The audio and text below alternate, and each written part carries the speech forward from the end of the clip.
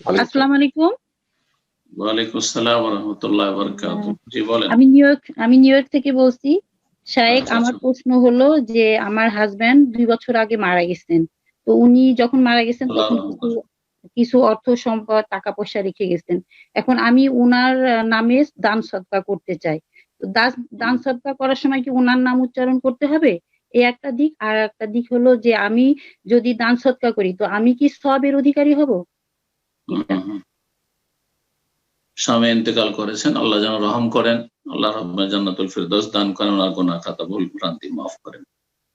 ওনার জন্য সাদকা করতে চাইছেন, ধন সম্পদ রেখে গেছেন, ধন সম্পদ পরিত্যক্ত ধন সম্পদ যারা ওয়ারিসিন তারা উত্তরাধিকারী হবে। তবে যদি তার নামে সাদকা খেরাত করেন তো খুব ভালো কথা। তার কিছু অংশ অথবা আপনাদের নিজের উপার্জিত ধন সম্পদ থেকে সাদকা খেরাত করবেন এবং নেকি পৌঁছাবার ব্যবস্থা নেবেন, এটা ভালো কথা। এখন যে দান খেরাত করবেন সেটাতে তার কি নাম নিতে হবে? নাম না কোনো আবশ্যক না, কোনো প্রয়োজন না। ইন্নামাল আমালু বিন্নিয়াত, মানুষের যাবতীয় আমল নির্ভরশীল নিয়তের উপর। নিয়তের স্থান হচ্ছে অন্তর।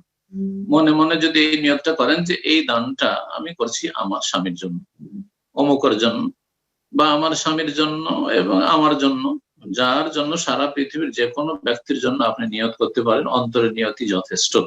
জবানে উচ্চারণ করার কোনো প্রয়োজন নেই। নিয়ত মানে জবানে উচ্চারণ করা নয়।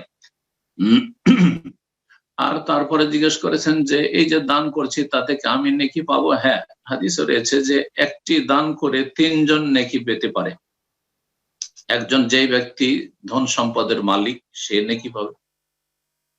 আর একজন যেই ব্যক্তি নির্দেশ দিল যে যাও এই কাজটা করো সে, আর একজন হচ্ছে যে গিয়ে ফকির মিসকিনের হাতে তুলে দিয়ে আসলো, সেও নেকি পাবে। সুতরাং আপনি ইনশাআল্লাহ তাআলা এই যে দান করছেন, যার নামে দান করছেন, সাপোজ আপনার স্বামীর নামে, তিনি তো নেকি পাবেন, কারণ তার উদ্দেশ্যে বা তাকে নেকি পৌঁছানোর জন্য দান করছেন। আর আপনি যেহেতু আপনার মালিকানা থেকে দান করছেন, আপনার পয়সা থেকে, সুতরাং আপনি সওয়াব পাবেন। সেই দানটা যদি দিয়ে পাঠান আপনার ছেলের হাতে অথবা ভাইয়ের হাতে তো সেও নেকি পাবে ইনশাআল্লাহ। জি।